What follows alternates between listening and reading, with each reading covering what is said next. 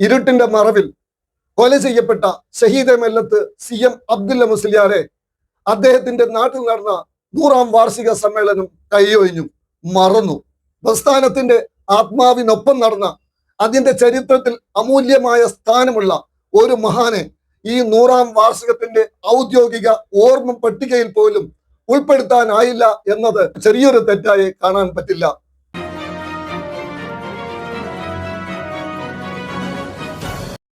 സമസ്ത കേരള ജംഇയ്യത്തുൽ ഉലമയുടെ 100ാം വാർഷികം കാസർഗോഡ് ജില്ലയിലെ കുണിയിൽ അത്യധികം വിപുലമായ രീതിയിൽ ആഘോഷിക്കപ്പെട്ടു. ലോകത്തിന്റെ വിവിധ ഭാഗങ്ങളിൽ നിന്നുള്ള പ്രതിനിധികളും ഇന്ത്യയുടെ വിവിധ സംസ്ഥാനങ്ങളിലെ മുഖ്യമന്ത്രിമാരും മറ്റു മന്ത്രിമാരും സാമൂഹിക സാമ്പത്തികമായി പ്രമാണിത്വം നേടിയവരും പങ്കെടുത്ത ഈ മഹാസമ്മേളനം സമസ്തയുടെ ചരിത്ര സംഭവമായിരുന്നു. സമസ്തയുടെ അജയ്യ ശക്തി തെളിയിക്കുന്നതായിരുന്നു. എന്നാൽ ഒരു 100ാം വാർഷികം വെറും ആർഭാടങ്ങളുടെ കണക്കുകൂട്ടലിലല്ല ഉണ്ടാവേണ്ടത്. അതൊരു പ്രസ്ഥാനത്തിന്റെ ഓർമ്മകളുടെയും മൂല്യങ്ങളുടെയും കണക്കെടുപ്പ് ആകേണ്ടതാണ്. ഈ കണക്കെടുപ്പിൽ കുനിയയിലെ മഹാവേദിയിൽ വലിയൊരു പരാജയം നടന്നു എന്ന് ചൂണ്ടിക്കാണിക്കപ്പെടുന്നു. ആരായിരുന്നു ചെമ്പരിക്ക കാളി? സമസ്തയുടെ സമുന്നത നേതാവ്, സമസ്തയുടെ സംസ്ഥാന വൈസ് പ്രസിഡന്റ്, മംഗലാപുരം കാസർഗോഡ് സംയുക്ത കാളി.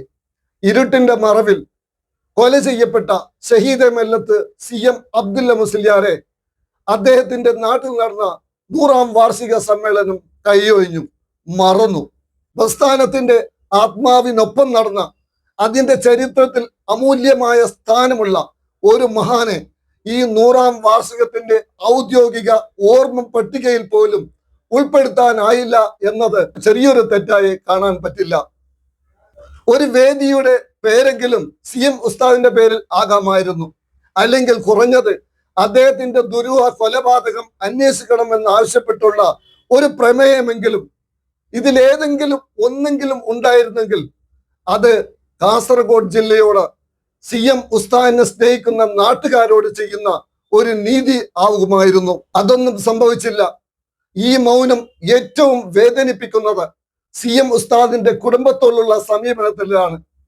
ഒരു പ്രസ്ഥാനത്തിന്റെ 100ാം വാർഷികം ആഘോഷിക്കുമ്പോൾ അതേ പ്രസ്ഥാനത്തിന്റെ സംസ്ഥാന ഉപാധ്യക്ഷന്റെ കുടുംബത്തോട് ആദരവ് ചേർത്തി പിടിക്കാൻ കഴിയാതെ പോകുന്നത് മൂല്യ വൈകല്യത്തിന്റെ സൂചനയല്ലേ? ആർഭാടങ്ങൾ ചരിത്രം എഴുതില്ല. വേദിയുടെ വലിപ്പവും ക്ഷണിക്കപ്പെട്ടവരുടെ പട്ടികയും ഒരു പ്രസ്ഥാനത്തിന്റെ നൈതിക ഉയരം അളക്കാനുള്ള മാനദണ്ഡവുമല്ല. നീതിയോടുള്ള നിലപാടാണ് ചരിത്രത്തിൽ നിലനിൽക്കുക. ഈ 100ാം വാർഷികം ഒരു ചരിത്ര നിമിഷമായി ആലേഖനം ചെയ്യുമ്പോൾ ഉസ്താദിന്റെ ഓർമ്മകൾ ഒരു കനലായി എരികയാണ് കാസർഗോഡുകാരുടെ മനസ്സിൽ. 100 വർഷം പിന്നിടുമ്പോൾ മറന്നുപോയ പേരുകളെ ഒന്നോർത്തു വെക്കണമായിരുന്നു സംഘാടകർ. CM ഉസ്താദിന്റെ നാട്ടിൽ നടക്കുന്ന ഒരു പരിപാടിയാകുമ്പോൾ അവഗണിക്കപ്പെട്ടത് ഒട്ടും ശരിയായില്ല എന്ന അഭിപ്രായമാണ് കാസർഗോട്ടുകാർക്കുള്ളത്. ഇതുകൊണ്ട് തീർന്നില്ല കാസർഗോട്ടുകാരുടെ നൊമ്പരം. കാസർഗോഡ് ജില്ലയിൽ മതന്യൂനപക്ഷങ്ങൾ ക്രൂരമായി കൊല ചെയ്യപ്പെട്ട കേസുകളിൽ RSS ബന്ധമുള്ള കൊലയാളികളെ നിയമ പോരാട്ടത്തിലൂടെ രക്ഷിച്ചെടുത്ത ഒരു ക്രിമിനൽ അഭിഭാഷകൻ എന്ന നിലയിൽ അറിയപ്പെടുന്ന വ്യക്തിയാണ് ശ്രീധരൻ പിള്ള. പിഞ്ചു കുഞ്ഞായ ഫഹദ് മോനെ കഴുത്തറുത്ത് കൊന്ന കൊലയാളിയെ പോലും രക്ഷിച്ചെടുക്കാൻ മുന്നിൽ നിന്ന ഒരാളാണ് അദ്ദേഹം. അദ്ദേഹത്തെ ക്ഷണിച്ച് വേദിയിലിരുത്തി ആദരിച്ചത് ശരിയായില്ലെന്ന അഭിപ്രായം കാസർഗോട്ടുകാർക്കുണ്ട്. ഇവിടെ സാധാരണ ജനവിഭാഗം ചോദിച്ച ഒരു ചോദ്യമുണ്ട്. തീവ്രവാദം തിരിച്ചറിയുന്നത് വാക്കുകളിലൂടെയാണോ, പ്രവൃത്തികളിലൂടെയാണോ, ആശയങ്ങളിലൂടെയാണോ? മറുപടി പറയേണ്ടത് സമസ്തയുടെ സംഘാടകരാണ്. നീതിക്ക് ഒരേ അളവുകോൽ വേണം. തീവ്രവാദം തിരിച്ചറിയാൻ മതം നോക്കരുത്, സംഘടന നോക്കരുത്, വേദിയുടെ ഭംഗി നോക്കരുത്. രക്തം വീണ ചരിത്രമാണ് നോക്കേണ്ടത്. കൊലയാളികളെ രക്ഷിച്ച കൈകളാണ് നോക്കേണ്ടത്. This news by Jayanathan desk.